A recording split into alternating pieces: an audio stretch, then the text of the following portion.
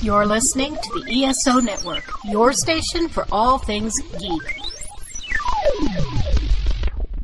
Hi, I'm Joe Heath. I'm Toni Heath. And this is the Watch-A-Thon of Rassilon. I'm the best.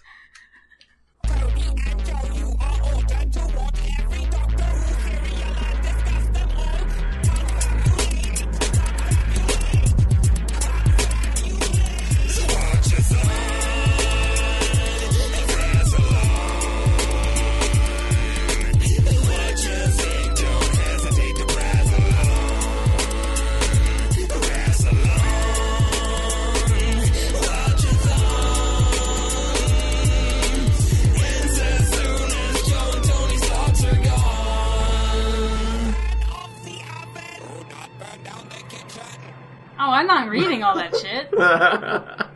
Today, we're going to be talking about the third serial of the 17th season of Doctor Who, The Creature from the Pit, which consists of 4 episodes that aired from October 27th, 1979 to November 17th, 1979. True facts! And I want to give a special shout out to Matt Golden for sponsoring this episode. Hey, thanks, Matt. You're a meme! You can follow him on Tumblr at mgoldentumbles.tumblr.com. That's tumbles without an E because it's Tumblr. Or medium.com/@mgolden, I believe. I don't know where he's most prominent. To be honest, I don't know how Medium works. Do you get like a... You get $1 for every subscriber that you convince to subscribe to you. I don't think that's accurate. You get $1 for every letter you put inside of your post. I don't think that's accurate too. You might think, either. like, oh, I wrote a whole thing, but like the most you can get is 26. $26. Because it doesn't count duplicates. Right. That's how Medium works. No, Medium is when you write stories that you get from the spirits. So you channel the spirits into your posts. Thus, you are I meant the like medium. how URLs work when you're searching for a specific person. I remember it was weird because I thought it was just medium.com/mgolden, but no, it's medium.com/ the @ symbol mgolden, which is And maybe that's just weird. And who the hell does that? Maybe that's what Matt just put in his username. He just put the @ in his username. Yeah. He could have. I don't know. I've not been around Medium long enough, but I'm pretty sure it is. You are channeling spirits, right? Why else would you call it Medium? Listen. Oh, it's the font size. Doctor Who. Font width? Doctor... With? Doctor Who! Like the thickness is what I meant. Not the width, the thickness. Font thickness. The way you just caressed the Font air when weight. you said thickness was disgusting. Alright. Okay, let's talk about Doctor Who. Okay. But before we get started, I want to keep it streamlined as possible. I know there's a lot of things that we tend to go off on tangents, and there's a lot of silly things to talk about in this serial, but I just want to say up front, no dicking around. God. This is gonna be... So this is the whole thing, huh? Yeah, I don't want to cock it up. It's not gonna get any better from this point. Penis. That's it. You're done. You're out. We haven't even gotten to it yet. And you're already fucking out of phallic references for the podcast. You're out. You used them all up right at the beginning. I blew it? Oh man, that sucks. You really want to do this? Yes. Let's do our oral you really report. Want to shoot your wad this early in the podcast? Oh, come on. Alright, let's do it. Let's talk about The Creature from the Pit, which has nothing to do with penises. Episode 1, which I've called Attack of the Killer Brussels Sprouts. They're so cute. Yeah. The Brussels sprouts. I gotta imagine that the designer for this episode, like the props and monster designer or whatever, was fired. There's at least 3 things, 4 things actually, now I'm thinking about it, that are all just terrible designs. Well, not terrible. Like, I like the wolf wheats, but they kind of look like balls. Okay, but like... Most sphere-shaped things do. Yeah, but they're kind of hairy. They got little... Anyway, we're jumping ahead a little bit. We start off with these people gathered around a pit. This episode is called The Creature from the Pit. And, like, it opens on the pit. And we were watching it, I was like, this pit kind of sucks. I was expecting a much nicer pit since it was, like, in the title. It's a pretty small pit. But there is a creature in it. Well, when the guy gets thrown into the pit, it's a lot deeper. It's a deep pit. It's not a wide pit. It's all about the depth. Okay. This guy blows a horn. He's got a big, giant horn that he blows into that plays synth music. It sure does. We get our first look at who we'll later learn is Lady Adastra, or Adrastra. I don't know. It sounded a lot like Lady. What was Romana's name before she was Romana? Lady Astra, but it's Adastra. Adrastra. Completely different. Yeah. But she and her assistant, whose name I'm forgetting, it's like Corella. Yeah, it is Corella. Both do this like hand gesture thing next to their face before they throw people into the pit that I think is fun. I always enjoy the like alien gestures. They just do a hands up next to their face. And also, Lady Adrasta has the coolest makeup. She's got like a big flower outlined on her face. That's what it looks like to me. Yeah, it outlines her face. And she's got silver all around the outside. Not outlines, frames her face. That's what I was going to say. Frames, yeah. And they chuck a dude into a pit. And then we cut to the inside of the TARDIS. Romana is cleaning up. K9 is reading a book to the Doctor. Much to my complete and utter dismay. It's awful. I mean, the idea of the scene is funny, I think. It's just the fact that K9's voice... K9's being voiced by someone different here, which is fine and really not that big of a deal. But, like, when the scene started, I was like, who is that? That's not K9. Who is that? Yes. Do you have an answer to that question? Oh, yeah. It's right here on the tip of my tongue. Obviously, I know who replaced K9, which was John Leeson originally. And now it is, of course, David Brierley. Which is fine. He did a fine job. I just don't like change very much. He's a little bit more sassy. A little more lilty, too. Yeah. He's less robotic, I feel like. Yeah. For sure. But yeah, he's fine. And he's reading the Dr. Peter Rabbit, I believe. And the Doctor's really into it. And then Romana spoils the ending. But she is wanting to get rid of some junk that she found in the TARDIS. It includes a large ball of twine, which was gifted to the Doctor from Greek dudes. From Greek dudes. He got it, he used it to get through the, labyrinth. The labyrinth that the Minotaur's in. And he was very upset because, like, they were going to use my scarf. So it's a good thing I had this twine. Which is something that actually the Fifth Doctor does later. Will do. With a Minotaur? No, actually with the TARDIS. And he says, you can't throw that away. Then she's like, well, what about this? It's literally just the jawbone of an ass. He's like, don't be a Philistine. That's a Bible reference. Samson... I don't read the Bible enough. Samson defeated a whole army of Philistines with the jawbone of an ass. Yeah, that's not knowledge I had ready to go. Well, that's what that reference was. And he's like, you can't throw that away. Puts it in his pocket. And then she's like, well, what's this thing? He's like, oh, that's just junk. And then K9's like, it's a piece of the TARDIS that sends and receives distress signals. And she's like, that's important. And I was like, I've never needed to send a distress signal. And she's like, well, you can receive them. He's like, all right, fine, plug it in. And here is the first prop that looks weird. No, it doesn't. It does. It kind of looks like a tit. Oh my god, you are so dirty-minded. It's a dome. With a nipple. It's got a nipple. It looks kind of tittish. It doesn't. It does. It doesn't look like a tit. It's dome-shaped. Are you going to pull up a picture? Yeah. I'm going to pull up a GIF even. I don't think it looks... It does have a light on the end, doesn't it? That would be a robot boob. Easily. Okay, here's the thing, though. Yeah? If there were two of them... I didn't say it was tits. I said it was a tit. A singular I'm just saying, I feel like you tit. only feel like it looks like a tit because of what happens later on in the episode. No, I thought it was a tit when we first saw it. I made a joke about it.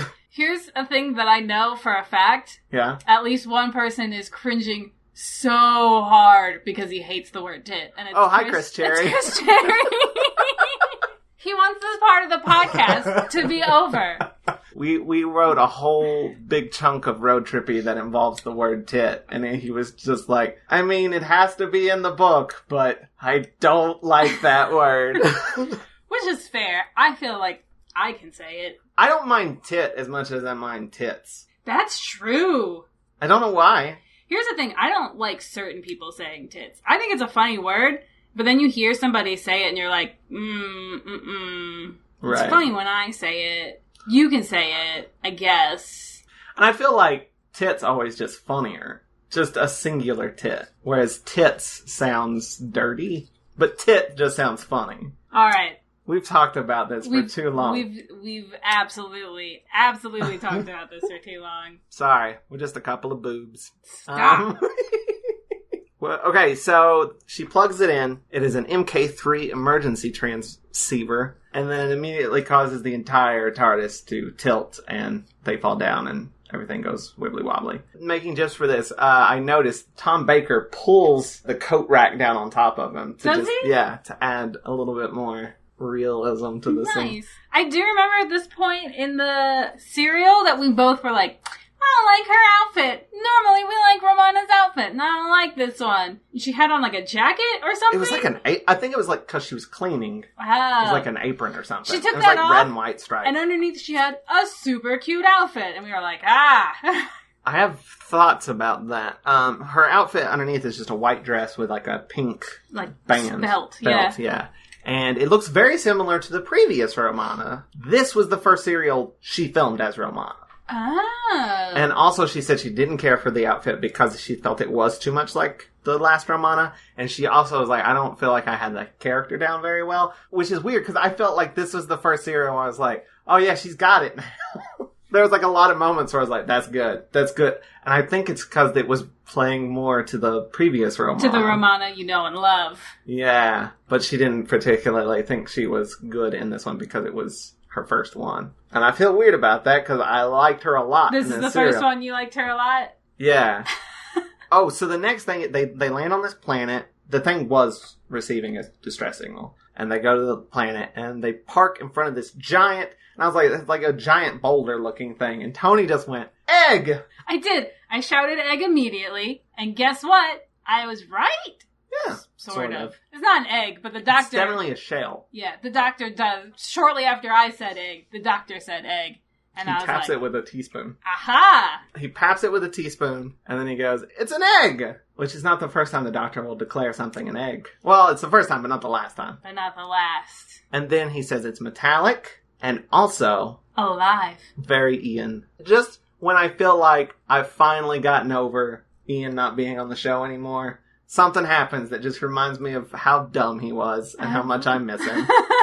He's so dumb, and I loved him so much. And then they're just like talking about if it's an egg, that must be a pretty big bird. The doctor says something about stands to reason. Romana scoffs at this and walks off. And then the doctor does like a whole stand-up routine for himself about the phrase stands to reason. And he's like, stands to reason, what a terrible phrase. Like, why can't you lie down to reason? Lying down it's easier to reason while lying down. Just like to an audience of no one. Just for him. But he isn't quite alone. Because this is where the wolf weeds come in. They're so cute. They're like little angry Brussels sprouts that try to eat you. How big would you say they are? Because Like- we say Brussels sprouts and you think... Small. No, they're like the size of like a dog. Like a big dog. Yeah. They're the size of a medium-sized dog. They're the size of a medium-sized big dog. What does that mean? They're the size of a medium.com/@dog. I don't even...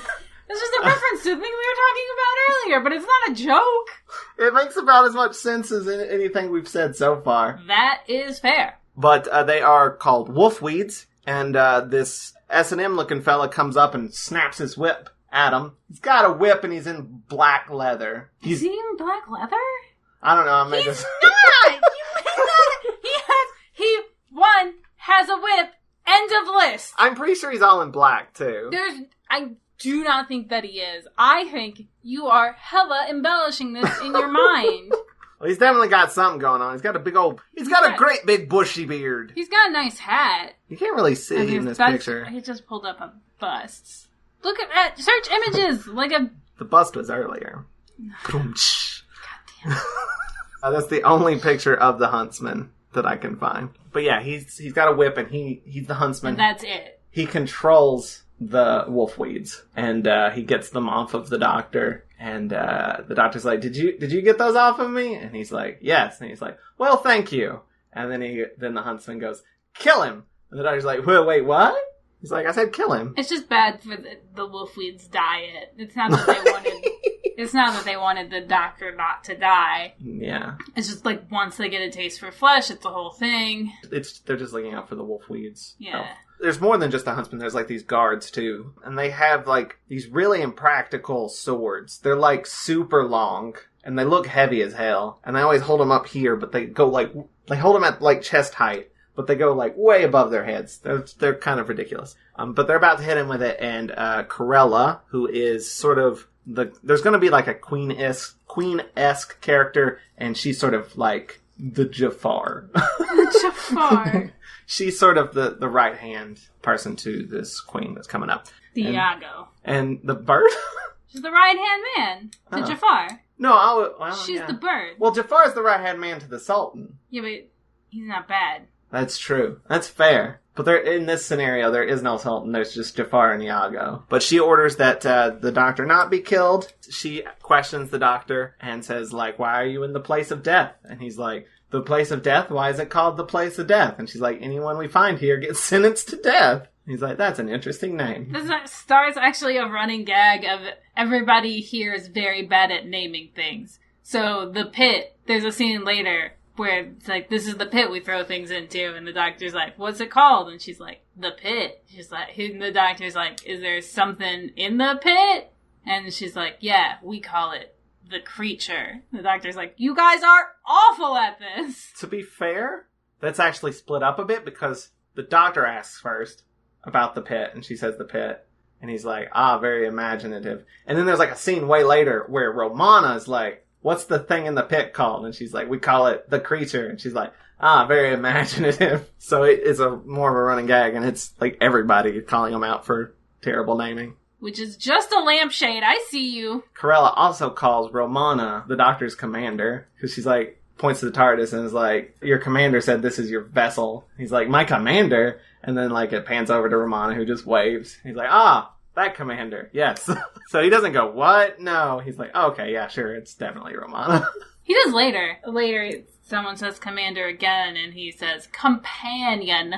Oh, right, that's true. He does. But they are both taken prisoner, and they're going to be taken to Lady Adrasta, and the doctor is put in stocks. Is that what you call them? I think so, yeah. Yoke. Is that another thing? Yeah. Because there's a yoke joke later. A yoke joke? The yoke joke. They're walking through the woods, and we see they're being watched by these dirty boys. In the Wikipedia there, and I believe in the episode they're referred to as the bandits, but I refer to them as the dirty boys. The dirty boys? Yeah. Doctor Who and the Dirty Boys. I was in a band called Doctor Who and the Dirty Boys. I love that band. I played tambourine. So they get attacked by these bandits who kidnap Romana. But that's about it. They knock out a couple guards, take Romana, steal some stuff, and leave. And they don't get the doctor or anything. Oh, there's also like one shot where one of the bandits grabs the guard. He grabs his head and slowly pulls him down. But it like looks like he's just affectionately hugging a friend. Just the head? Just the head. He's just like, hi, buddy. And then slowly sinks down. It doesn't look like violent at all. But they take Romana, and they're like, the doctor's like, well, we need to go get her. And they're like, nah, they'll just kill her. It's fine. We don't need her. If they're lucky, they'll kill her quick. Which is a line that is said twice in this episode at different points. And then we see the leader of the bandit. Well, not really the leader. He thinks he's the leader. His name is Torvald. I actually really like this scene where he's introduced, because he's telling everybody what to do. Everybody's kind of listening until like they disagree, and they're like, well, you're not in charge. We're going to put it to a vote. And he's like, oh yeah. Democracy. Of course, I love democracy. Go ahead, put it to a vote. Which is like a fun dynamic to establish right off the bat. This character is basically an idiot, but he's the smartest idiot. Well, actually, most of his ideas aren't too bad in the long run. But he really loves metal. That's the whole thing. Like, metal's sort of like currency. It's super rare on this planet, and so it's very valuable.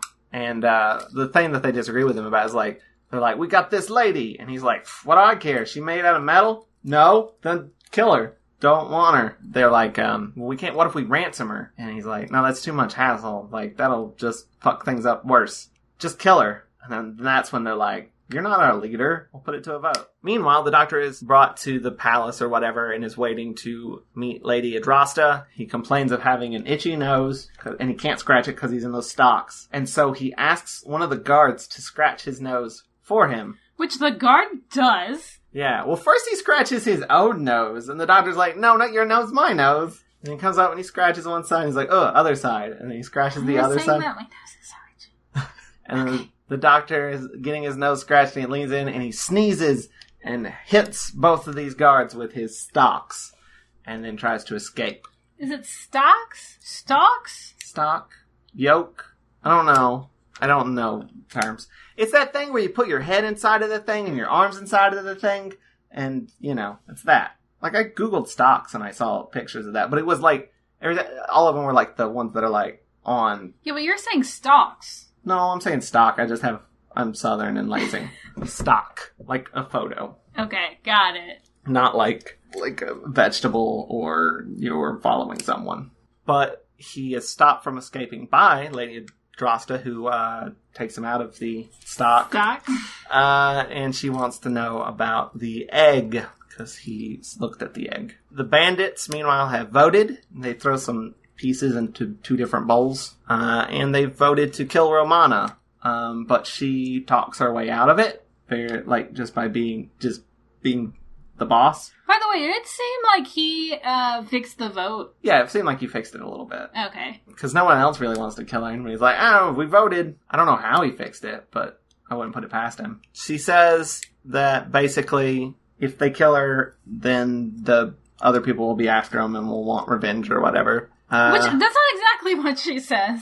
She says, because they think that she's a lady in waiting or something. They think that she's somebody important to, the court nonsense. And she's like, if that's true, then that'll only make them mad. It's not true, of course. Right. Is what she says. He's like, kill her, and they're like, she's like, untie me. And then they start untying her. And then she literally says, sit. And everyone sits. And that was like, when I was like, I like this Romana. This is great. Yeah. That scene was fun. She has to tell the Torvin, the leader guy, to sit twice. But he sits too. She just completely takes control of the situation. And she pulls out a dog whistle. And there everybody's like, whoa, what is that? And she's like, well, here, blow on it. And then one of the guys gets it and blows through the little key ring on the other end. And they're all just taking turns trying to blow on it, but they're doing it really badly. And then Torvin gets it and he actually blows on it. He's like, I don't hear anything. She's like, well, try it again. And then we cut to K9 like, oh God, she can't never get a rest. K9's like, I'm coming. Coming, mistress. Coming! He sounds so annoyed. Back at Lady Adrasta's, the doctor says that the egg is screaming and probably has a big mummy. By the pyramids, how big must that mummy be? And then she brings out her sort of smart people. Her... Scientists. Yeah, they're not really scientists, though. This doesn't... I don't think they call have them science. engineers. Engineers? Not scientists, though. What do you think an engineer is? They engineer things. But they're like, no, it's not an egg.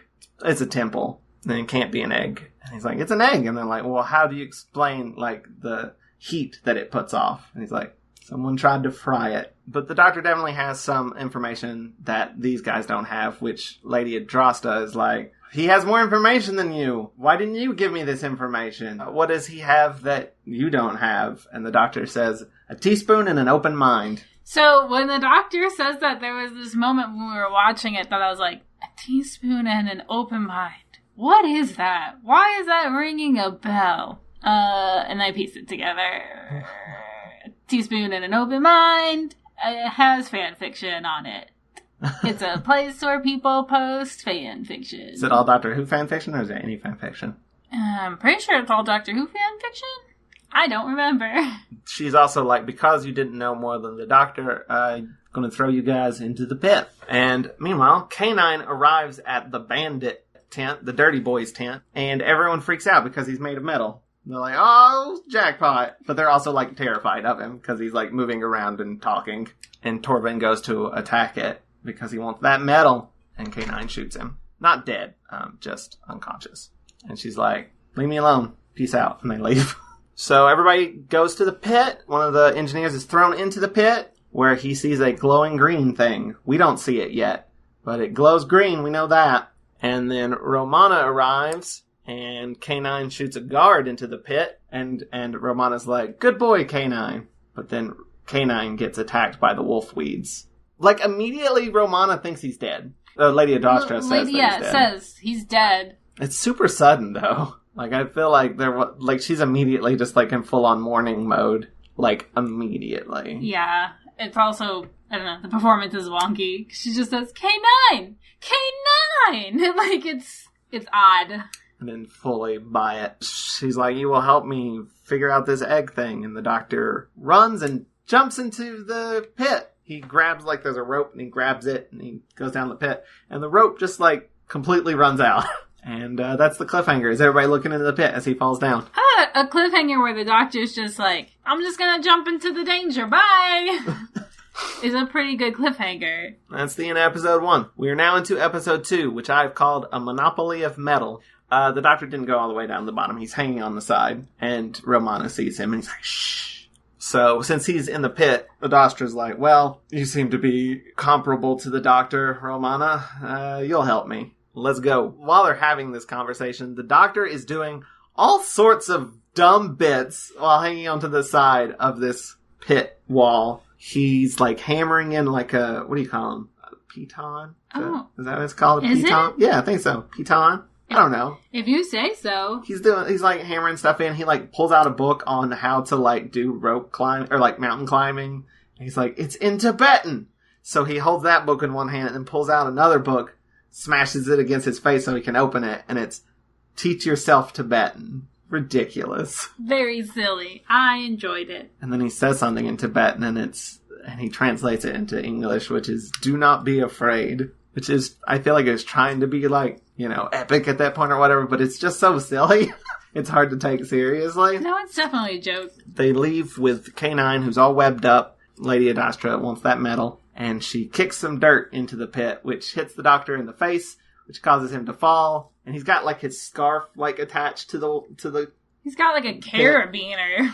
Yeah, and it just all rips and he falls all the way down to the bottom. So yeah, then we go back to the palace where Lady Adastra is like trying to get some information out of Romana, and Romana's who's not playing ball at all. Yeah, she's being very snarky. Like she's in the middle of being snarky, saying a snarky comment, and Lady Adastra just slaps her in the face. Right in the face. I didn't super take her seriously as a villain until this point.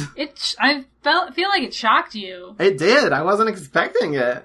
I was like, oh shit. Just straight up slapped her in the face, and she's like, stop fucking with me. You're gonna do what I say or else. And then at that point I was like, alright. Because, like, the whole serial's been kind of silly up until this point. Like, even the, like, scary, like, dangerous stuff has been tinged with, like, comedy. And, like, this is the first time I was just like, oh, she means business. And then she's, like, immediately, like, they put in K9 on the table, and she's like, smash the tin dog to bits. She says, metal's very rare and shouldn't be used on anything as frivolous as toys. And then Romana's like, don't destroy him. She basically says K9 has all the information that you want in his computer brain. So meanwhile in the pit, okie dokie, the doctor's going around exploring, finding all sorts of rare metals and such. Then he finds the creature. Alright, so here's the deal. Let's just do it. Let's just talk about it. The creature is this big green block on one side, and on the other side That's a great big penis. It's a big green penis. It's a big old dick just swinging back and forth. It's just a green block with a penis on the front, and that's the monster. That's it. They had to redesign it after the first time you see it, that's all it looks like. The second time you see it, there's two penises, but one of them has claws on the end. It's a great big blob with a dick on it. Here's the thing. Yeah. I've given Joe a lot of shit for frequently saying things look like things when they don't. They had to redesign it because people on set, couldn't stop laughing when they were using it on set. What's bad is this isn't the worst part of it. We'll get there eventually, but there's an even worse thing about it. Yeah, there is. It gets worse. Okay, so we've got it out of the way. We've met the monster. We've described it. What happens next? And the designer was really dicking around. You already did it. That's what I told you. That's what I told you. You went through all of them right at the top. Now you got nothing. Balls. Okay. So the doctor backs away from it and bumps into a guy whose name is Organon. Organon is great. He's like a wizard. He's an astrologer. And a seer. Yeah, he's I can't remember. I keep wanting to say Lady Astra. Lady Adrasta. Lady Adrasta. He's her astrologer. Well, he was. He told her that she would get visitors from beyond the stars, and she didn't like that very much and threw him in the pit. And he asked the doctor where he's from. The doctor says, beyond the stars. Plus, he also he thinks that the doctor is also a seer, initially. He keeps trying to get the doctor's sign, by the way, and the doctor says he was born under cross computers.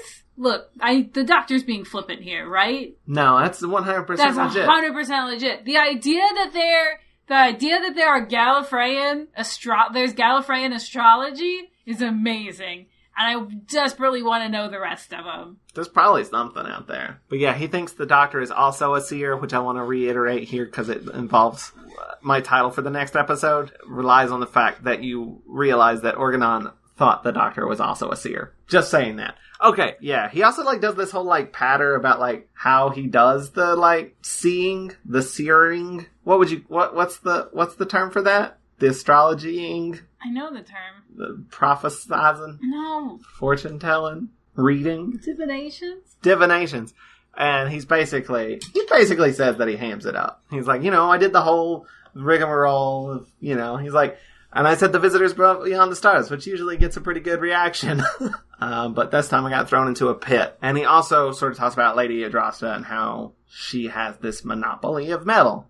She has control of all the metal in this area, and metal is precious. Meanwhile, Torvin, the leader of the Dirty Boys, thinks that the guards will be out looking for them, and since the guards will be out looking for them, they won't be guarding the palace, so now would be a great time to storm the palace and steal some shit. Just rob it. So that's what they're gonna do. Meanwhile, back in the pit, the creature arrives again. They don't know what to do, the Doctor and Organon. And Organon holds out he has a candle, and he straight up just burns the penis that's coming towards them. And that seems to work, and it goes away. And the Doctor's like, it looks like it's got this membrane around it. It looks like a huge brain.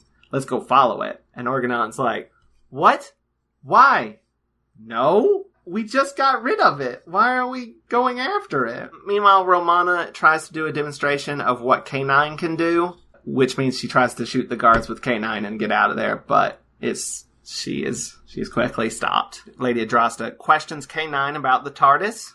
He tells her what the TARDIS does, and Lady Adrasta's like, well, I want that now, and I won't need the creature anymore. So she wants to use K9 to kill the creature in the pit. And then they're like, let's all go into the pit. And Lady Adrasta, narrates who all goes into the pit one by one. She's like, you first, and then you, and then you, and then last, me. As they're all going in. I was like, is she reading the stage directions? Doesn't feel like natural dialogue. Which I think is interesting, because the pit is the pit. You put people down there to die. And then the guards are just like, yeah, we can get into the pit. There's a back way, right down this hall. And there's a whole cave system. And it's now the pits don't seem that, the guards aren't afraid of going down there. They're not like, no, we won't go into the pit. There's a monster. They're like, yeah, we'll take the door that goes down to the pit. And it's left of the break room. How did the creature never escape the pit? He's too big. How did they get him out later? There's a whole plot point about it. I don't remember. So anyway, Organon's like, what are we going to do if we find it? What are we going to do if we find the creature? And the Doctor's like, you don't have a plan? I have a plan. Well, what's the plan? You find the creature. That's a great plan. And then the Doctor, Organon, and Lady Adrasta's guards all find the creature. And it's way bigger. We've only seen just the dick and balls. Now we see the whole thing. No? That's what it was. That square block, that was the testicles. Now we see it in its full size and it's huge. It's just a big blob. And then it rolls over on top of the Doctor, crushes him. And that is the end of episode 2. We are now into episode 3, which I have called The Seersucker.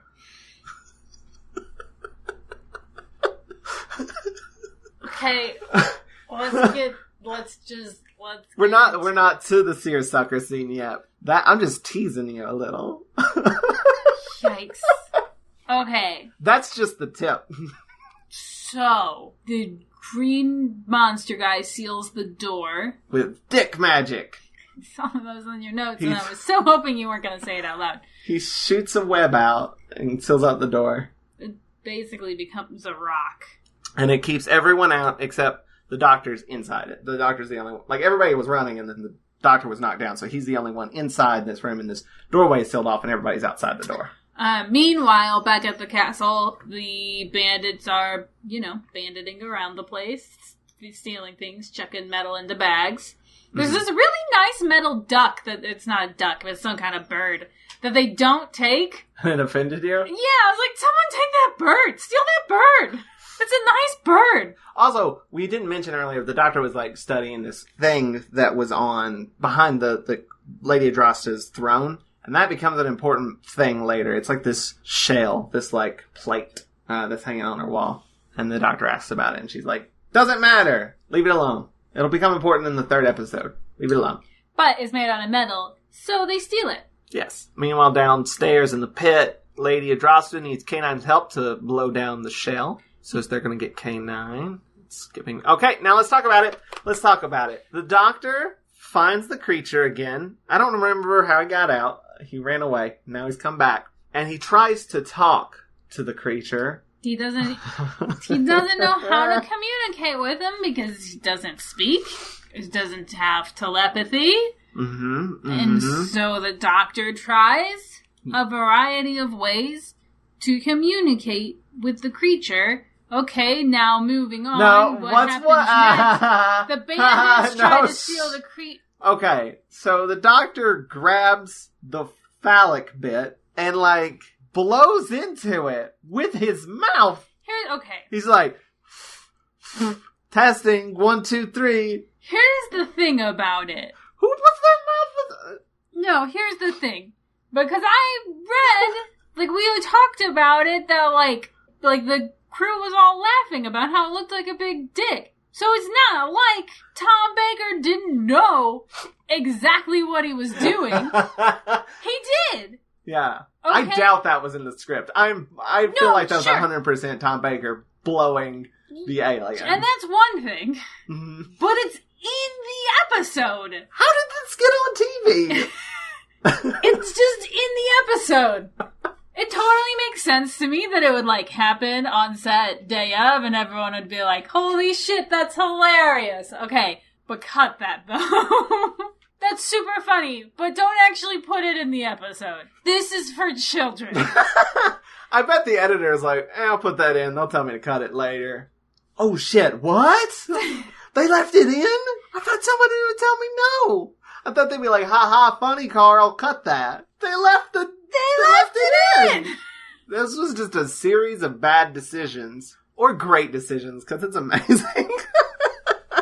Which we have to, by the way, update our list of phallic imagery, of most phallic props in Doctor Who. I think we're at 3 things are on the list right now. Well, we have the weird snake camera thing. The weird snake camera thing in the second Doctor serial. Protons. Then some kind of detector.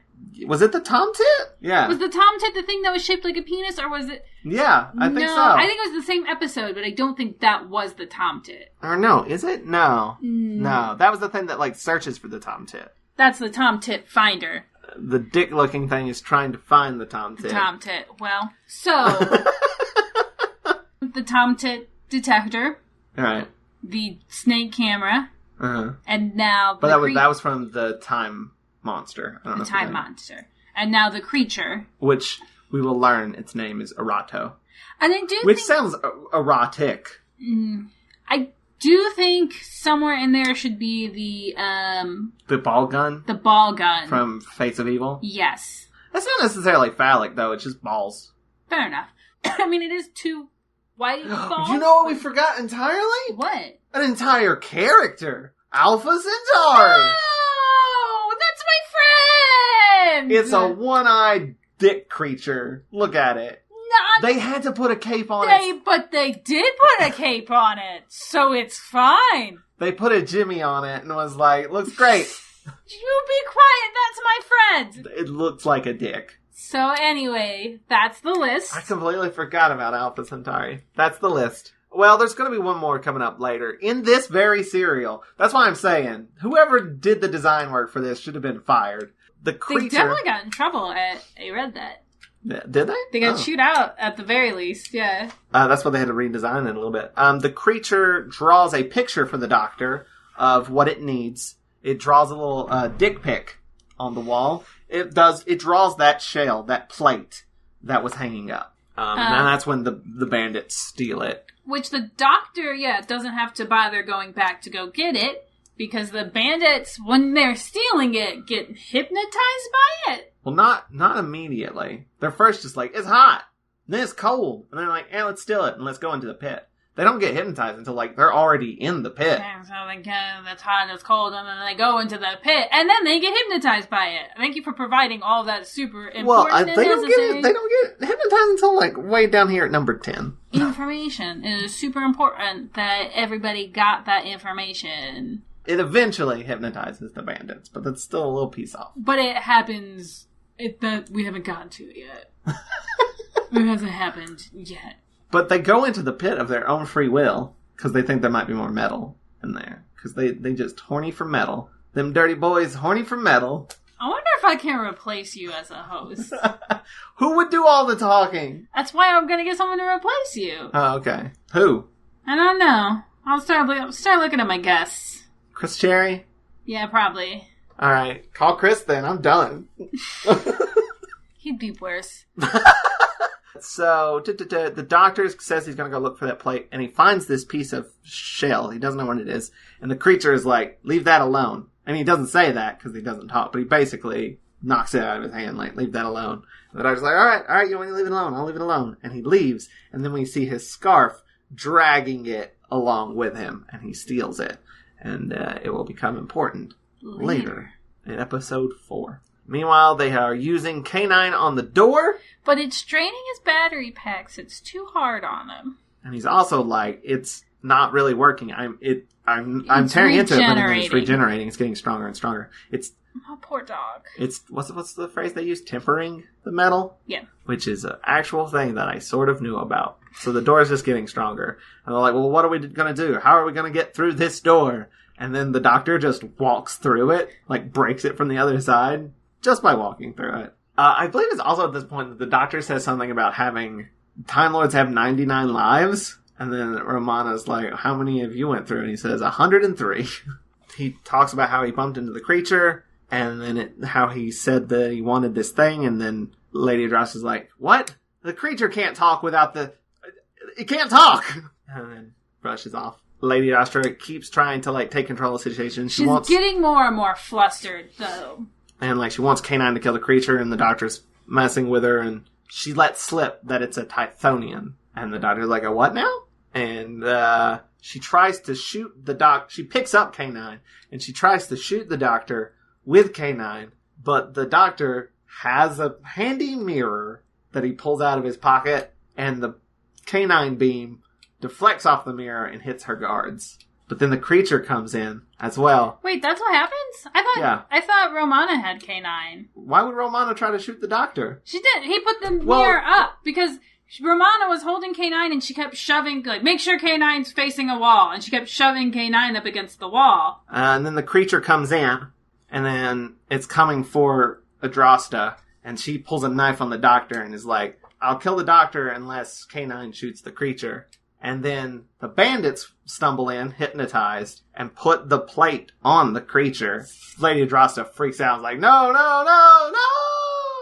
That's the end of episode 3. We're now into episode 4, the last episode. Feels like a completely different serial, just a little bit. Just a little bit. Yeah, we wrap things up, like, right at the top of this episode, and then there's, like, a whole other plot that just keeps going. This episode I've called Aluminum Wrap. Have we explained, by the way, that she has a monopoly on the only working mine on the whole planet, and that's why there's a metal scarcity. Like it's mentioned that she has a monopoly of metal, and previously, but yeah, it's like fully comes out in this episode. It gets important. It's important now. The bandits put the plate on, their hypnotism wears off, and they get out of there. Like, oh shit, where are we? We gotta get out of here. And the doctor touches the plate, and then the creature starts talking with the doctor's voice.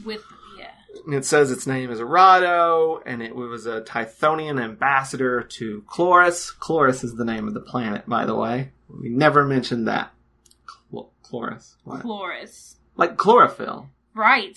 Which is a thing. K9 is covered by wolf weeds because Lady Drosta is still trying to take control of the situation. And she threatens to kill Organon. And the doctor's like, I don't care. Do what you're going to do. Which he takes so much offense to. I mean, he gets out and later there's a scene where it's just him and Romana. And he's like, the doctor didn't care at all. He was like, oh man, sorry about that. Wish he didn't have to die, but he was gonna let me die. And Romana's like, he wasn't gonna let you die. He knew. I feel like he had it. Don't take it personally. And he's like, he was.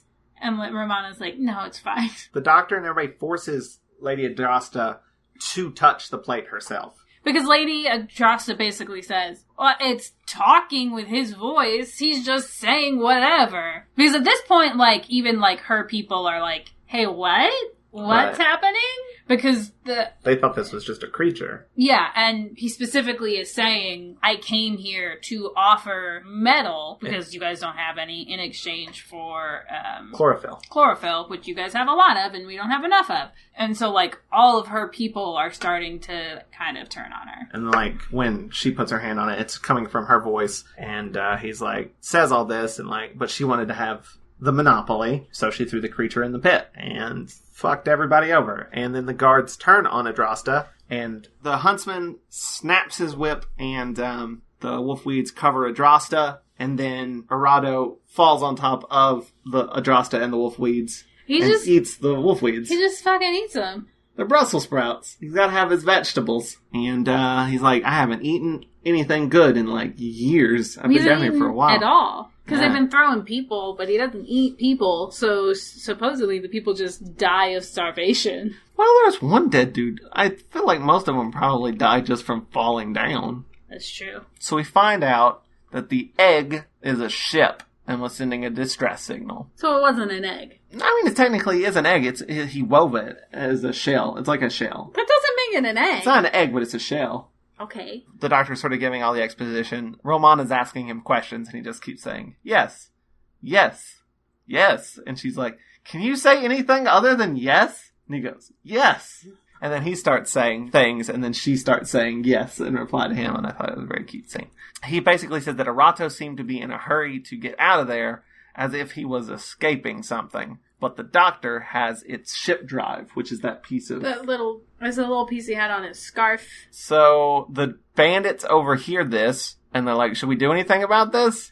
And they're like, nah, it's too much effort. And then Kerala, the Iago, overhears them and follows them. And this is the point where I'm like, why is this serial still going? Why are we starting a whole new thread here? Everything should be wrapped up. Why is this still happening? It's completely wrapped up, because... Well, but they sort of introduced new elements. Yeah. We haven't gotten the guy out of the pit. No, he's already out of the pit. Is he? Yeah. Oh. Because the doctor's about to go talk to him and be like, hey, what are you trying to get away from? Yeah, this idea that, like, he's trying to get off the planet because there's some impending doom is like, okie dokie. The doctor talks to Arato, who says they have 24 hours to live. The Tithonians are on their way because they kidnapped him, and that would start a war. It's a pretty aggressive move. And the doctor's like, well, why don't you just call him and say, hey, I'm fine, don't come for me. He's like, well, it's not really their coming for me. Not don't come, but don't blow everything up. You know, he's like, well, they've already sent a star, a neutron star. It's on its way and you can't stop it. And it's going to blow up everything, destroy it.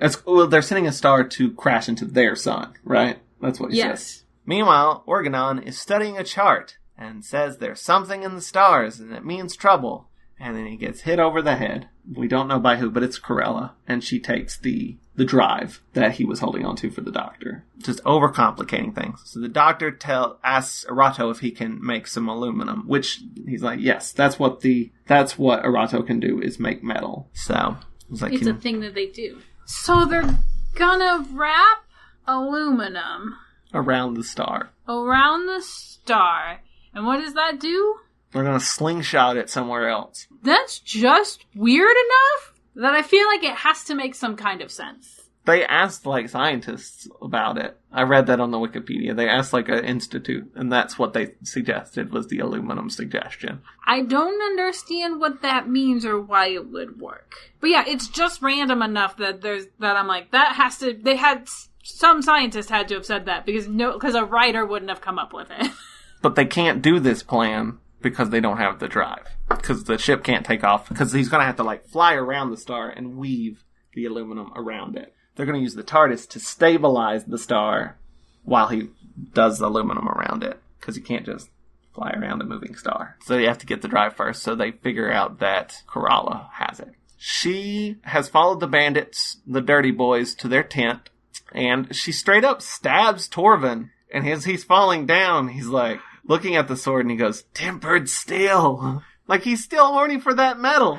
Even in his dying breath. Horny till he dies. Disgusting. She sort of takes control of the dirty boys. But that doesn't last for very long, because the doctor comes in and just reprimands her a bit. What was her plan exactly? She was going to take control of this army and then storm the castle, I guess, and then have her own... She was going to keep the creature, maybe? To make more metal. I don't know. But the doctor has K9 destroy all of the metal. Because he says something like, "You would sacrifice everything for wealth." And she's like, "Yes." And then K9 destroys all the metal. And then she's like, "All right, fine, I give up." This whole plot with her and the dirty boys, it seems... They were short on time. Yeah, it seems unnecessary. Yeah. But they get the drive back, the egg ship flies, the TARDIS stabilizes the neutron star while the egg weaves some aluminum around it, then the TARDIS fucks up somehow, and the star starts coming at them, just to up the stakes a little bit, and then they dematerialize. I believe there was some point in there where Romana's like, "Do you want to know the odds of this actually working?" And the doctor's like, "No, don't tell me the odds." And then after they don't die, she's like, "The odds of surviving that were and she says this ridiculously large number. To 1. And the doctor's like, "Huh, that's peculiar." And then he repeats the number and says, "Is my lucky number." Then Organon is doing another reading about something about... something tall and dark. He sees something tall and dark, and he's got a crystal ball.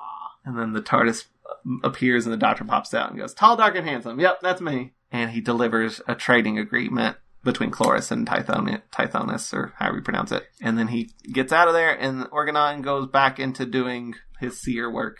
He reads the trading agreement over the guy's shoulder, and then he's like, "There will be a trading agreement."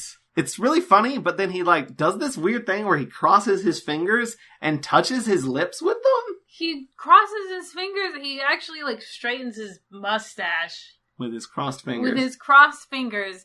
And that fucking bizarre shot is the one they choose to go out on. Oh, you know what? We skipped over the other thing that looks like a penis. What? The egg ship, when it takes off. Does it look like a penis? It looks like the head of a penis. See, again, I think you get a little penis happy. You see one phallic image. Oh, I get very penis happy. And you're like, it's all phallic imagery. All of it. That's a phallus, and that's a phallus, and that's a phallus. And it's like, is it though? Yeah. Actually, oh. You say this, and then I show it to you, and you're like, okay. That doesn't, to me, that looks like a butt plug. I mean, slightly, but also looks like a pierced penis, because it's got the little thing up there. Just the head of the penis, not It's a butt plug. That could be a butt plug. So we've had a tit, a penis, and a butt plug. It's not... However you look at it, the designer should be fired. Anyway. That's the end of the series. That's the end of Creature from the Pit. Man, I think we should do that all over again. We've really cocked it up. Oh, I already did that. You already did it. This is what I was telling you. I tried to warn you. I feel like such a wiener. That is nothing. I can't think of any other words for, penis. You got anything? I feel like we need to end strong. It's too late. We need a strong climax. It's too late. We'll be back with final thoughts. Howdy! DragonCon 2019 is fast approaching, so fill up your buckets of rum and keep up with the latest news, announcements, interviews, and mispronunciations of guest names as only the Con Report podcast crew can make. Let us be your guide each month as we count down to the big event on Apple Podcasts, Spotify, or your favorite media player. Listen to the DragonCon Con Report. It's almost as good as being there, but without the long lines, smelly gamers, and hangovers. Hey, Tony, do you know what time it is? Yeah, it why do I ask? 8:21 p.m. Do you know what's fun about this part of the podcast is that people listening at home always know exactly what time we're recording the show. And they could be like, this is when I tell them, it's 11:15. They'll be like, that's why this one's the way it is. They recorded it pretty late. That's why they're being, it gives context to like really the whole podcast. And I think it also like makes us all feel more connected. That's why I like this part of the podcast. What comes after that part? Just the part where we all share in this moment of knowing what time it is. And then after that? And then after that is the moment where everyone's like, ha, that Toni, she's hilarious. I love her. And then the podcast is over. No. You finish doing your dishes or walking your dog or whatever it is that you're doing while you are listening to us talk about Doctor Who and penises for an hour and 15 minutes. It'll be a lot less than that. You will drop how long we've been recording to, and then people will be listening and be like, well, we're only at like 39 minutes, because I cut a shit ton out of this. There's a lot of times where we aren't funny or interesting. Or there's just times where we go, it's time. Do you want me to say it? Yes, it's your job. Hey, Joseph. Yeah? Do you know what time it is? What time is it? It's time for Final Thoughts! Hey, I get to say that! You stole my name at the beginning of this thing. Fair enough. Final Thoughts! My final thoughts are, I really enjoyed this serial for 3 1/4 episodes. I feel like it started off really strong. It was really funny. I thought the dialogue was really good. The whole bit about, we call it the pit, and we call it the creature, and all that stuff was absolutely hilarious. Maybe it was a little too silly at times, like, teach yourself Tibetan, but, like, I still, like, thought that was hilarious. It's still a good bit. Yeah, there's a lot of good bits. And I thought the plot was decent enough. And as much as we've, like, joked about it, it's still funny watching a big penis. There's never gonna be a time that I don't laugh at a dick joke. On Doctor Who, specifically. But, yeah, I enjoyed it. And then, in episode 4, things should have wrapped up and they didn't. And then we had this side plot with Corella and the Dirty Boys that I was just like, what are we doing here? I don't like it. And, then it ended. And then I was like, the end of it was fine. The aluminum star thing was maybe a bit weird, but it worked and it was fine. And, yeah, all in all, I thought it was pretty good. A little wobbly on the dismount. How about you? Hey. Yeah? You know what a good title for this serial would be? What? What? Why are you giggling so much? Just say it. I think you could call this serial The Green Bulge. Oh, fuck you! No! God damn it, That would be a great name for this serial! It was my knee! Green Bulge. God damn it. A great name for a great cereal. Alright. Fine. Tell me your final thoughts and get out of my face. My final thoughts. 1, you should call this cereal the Green Bulge. That's great. 2, should we explain what that is? I feel like we've covered it in the podcast before. I wish I had like the number so I could just be like, go listen to episode 56 and like 10 minutes in. I tell the story. Actually, I think it's Gonza's first episode. Yeah, that's probably true. I can sum it up real quick. I was filming a thing with a green screen. I was holding up the green screen myself. There was an unfortunate bulge in the green screen that was my knee. It was my knee. But everyone thinks it was my penis. It was my knee. Probably. But we refer to it as the Green Bulge, which is what the creature is. All right, I'm going to get back to your final thoughts. And this is another one there's not much to say. He's so mad. It's just sort of silly and fun. There's not like a tremendous amount of depth to it. Other than the pet. I was gonna say, which is kind of a weird thing to say about a serial where, like, at the end there's all this political nonsense going on. Like, this one person literally kept a person in a pit for... They gave the amount of time. It was a really long amount of time for political reasons so that they could have power. But, like, ultimately that's all in the last episode, and the rest of it's very silly and light and fluffy, and there's not much to this one other than that it's silly and fun to watch. And that's it. That's okay. No one's gonna remember anything else about this one anyway, because the doctor blows a monster in it. If this was, like, the best serial ever, no one would ever fucking know. Because it would still be, like, the one where the doctor blows that monster. If the rest of this episode was fucking Blink, we'd never know. To be fair, that happened with a New Who episode. Like, there's a decent episode of Doctor Who, but all that anyone remembers about it is the fucking blowjob joke at the end. You're absolutely right. Love and Monsters is 90% a really good episode of Doctor Who. 90% a really good episode. It is fun to watch. The fucking main character, Elton, is cute and adorable, and it's just the last 10% of it. That's all you remember is the worst fucking joke ever made. You're absolutely right.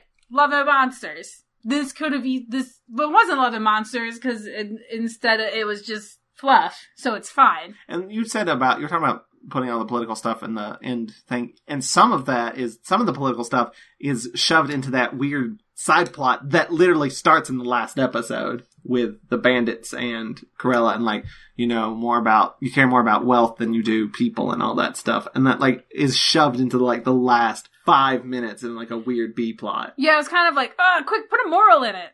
So it doesn't work. But yeah, it's a fun one. That's it. That's all I gotta say. You want to plug some stuff? Yeah, I plugged this last episode, but I'm going to plug it again. I'm on an episode of a podcast called Story of the Story. My episode's probably out by now. It's hosted by my friend Jeff Hewitt. He interviews authors about their favorite thing that they've written. I talk about Road Trippy, which is a novel I co-wrote with Ray Friesen and Chris Cherry, previous guests of the podcast. And that should be out now, so go listen to that, subscribe, rate, whatever you do. And also, I want to do a plug for another podcast. Actually, 2 podcasts in one. Let's.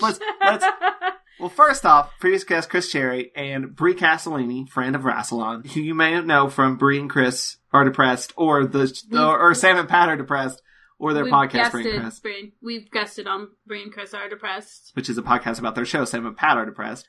They have recently started a new podcast, Burn Noticed. They're going to watch every episode of Burn Notice and do a podcast about it. Yeah, it's basically this show, but with Burn Notice. Oh shit! It is. It is. They ripped us off. We invented the idea of watch-along podcasts. Yes, we didn't. But to be fair, we ripped them off right back.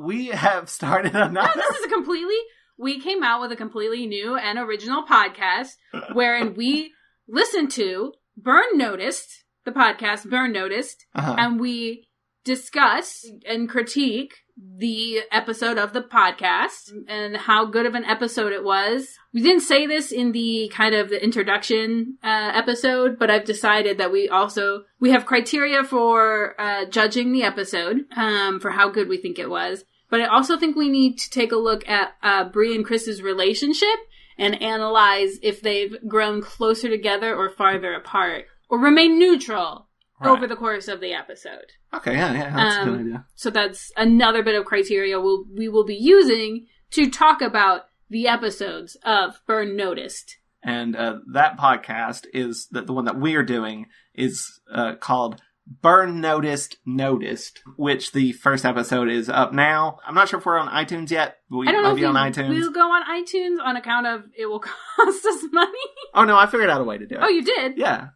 So you can follow us on Twitter you can follow them on Twitter at Burn Noticed Pod, and you can follow us on Twitter at BNN Pod. Because Burn Noticed Pod was too long. Too many words. Which going to be a lot shorter because the only way that I could like really agree to keep doing it, I think specifically the words I used was like the amusement to effort ratio was right, which means we're gonna probably be like, you know, recording them for like 10 minutes tops, like on our lunch break. Mm-hmm. So it'll be really short, obviously silly. If like you just like the two of us bullshitting, there you go. And also, it'll be 10 extra minutes of us bullshitting.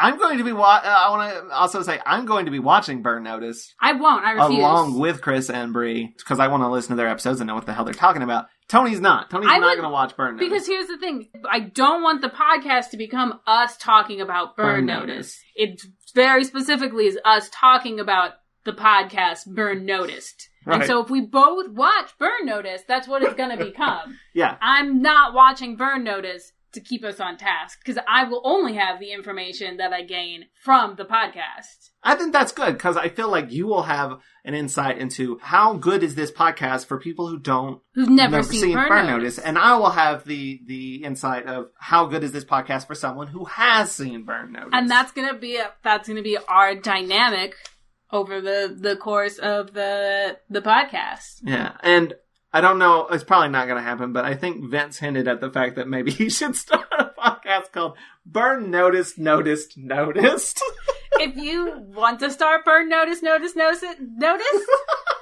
please let us know. We will retweet you. Also, if you want to go ahead and start Burn Noticed, Noticed, you can go ahead and start that one before Burn Notice. And we'll guest on it. Yeah? We'll guest on any variation of Burn Notice. Yeah. We'll come on any version of it. Burn Notice squared. Unless you're also doing it, one about Burn Noticed, and then we're gonna fucking fight. Because I had this idea first. Fuck off. Yeah, no podcast about Burn Noticed. But it can we be already about did that. Subsequent... We're already doing that one. And this is what it's going to be like, probably. So there you go.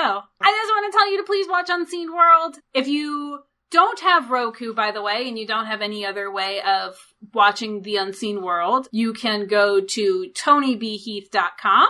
And you can click on the section for The Unseen World, and you can see a little, I think there's a couple of full packages on there, maybe just the one, Closet of the Spiderweb, but that's a really good one, which is why I put it on my website. So, if you're curious about it and would like to check it out, that way you can. Also just, check out my website and let me know how it looks, because I just made it for the first time. I had like a really old, broken, I think it was a Tumblr that like my URL used to go to, and I finally was like, I need to have like a nice looking website. So I sat down and made it. It also on the website there's a Rassilon section, which just has all of our episodes, and it's just a RSS feed that updates. So you can listen to the Watch-A-Thon of Rassilon from my website if you want. I also want to say, if you do have the Roku, download the Heartland Network app, and that's what you can see all of the episodes of The Unseen World. Yes, they're really good. I'm really proud of them. We're starting pre-production on season 2 right now, and we've got a couple of places lined up that I'm really excited about. We're doing Frozen Dead Guy Days in Colorado. Well, I have one person confirmed as an interview. I don't have anybody else, but it's a really, really cool, fun story that I am excited about. So I don't have anything more lined up than that, because we're still in the figuring it all out stage of where we're going to be going next, and then comes actually calling people and scheduling things, which is probably my least favorite. My most favorite is editing. I just saw somebody tweet at us, "Hey, Jashcraft88, thanks for listening to our podcast." Hey, thanks, Jessica. I've been doing this classic Doctor Who watch through, and I let over 4 seasons go by without giving a shout out to my companion on this journey. Watch your ass. Aww. Super fun and educational. Joe Fax podcast. Making the same journey as I am. Give them a listen. Thanks. And I just responded, "You're going to have a surprise." You're going to have a surprise a good handful of episodes later. And then I winked. So I just... It'll be like years. I know. She's in season 4. She gave up on this podcast ages ago. If you liked this episode of the podcast, check out more on WatchArassalon.com, and be sure to rate and comment on our iTunes. It does iTunes magic. The more reviews we have, the more other people can find us, and the more people listen to our podcast and share our podcast and talk about our podcast, the more powerful I become as a human being. So please, feed me. And if you leave a review, I generally post them to our social media to say thanks. So we'll give you a little shout out there, too. So just go in, leave a review, and it can just be an ad for your podcast.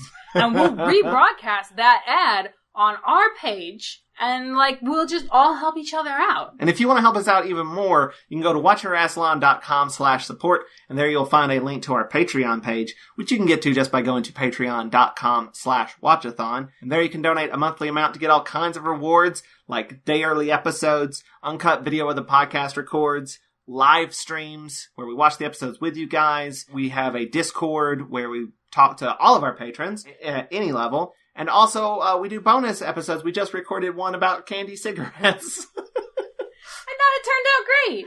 I liked it, too. Also, on our support page is a link to our Amazon wish list, where you can sponsor an episode of the podcast by purchasing the corresponding serial on DVD for us.